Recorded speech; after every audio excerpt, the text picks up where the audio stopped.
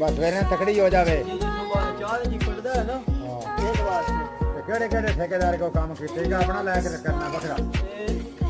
ਕੰਮ ਜਿਹੜੇ ਕਰਦਾ ਹੈ ਕੰਮ ਦਾ ਨਹੀਂ ਮੁਸ਼ਕਲ ਤੇ ਕੰਮ ਜਿਹੜਾ ਹੈ ਨਾ ਆਪ ਵੀ ਵੇਖੋ ਬੜਾ ਠੀਕ ਹੈ।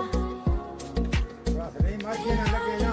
ਅੱਛਾ ਰਾਤੀ ਦੇ ਨਿੰਦਰ ਵੀ ਨਹੀਂ ਆਉਂਦਾ। ਅੱਛਾ ਯਾ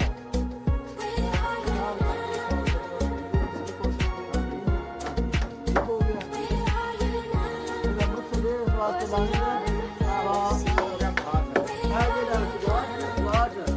ਇਹ ਗਾਲ ਜਿਹੜਾ ਸ਼ੁਗਾਰ ਦਾ ਮਕਸਦ ਇਸ ਵਾਸਤੇ ਲਾਉਂਦਾ ਹੈ ਗਾਲ ਇਹ ਕਹਿੰਦਾ ਕਿ ਆਪਲਸ ਤੇ ਜਿਹੜਾ ਹੈ ਨਾ ਆਪਲਸ ਤੇ ਸ਼ੁਗਾਰ ਨੂੰ ਬਰਾਬਰ ਆ ਜਾਂਦੇ ਨੇ ਅਰੇ ਦੇ ਬਿਲਕੁਲ ਇਹ ਸ਼ੁਗਾਰ ਨੂੰ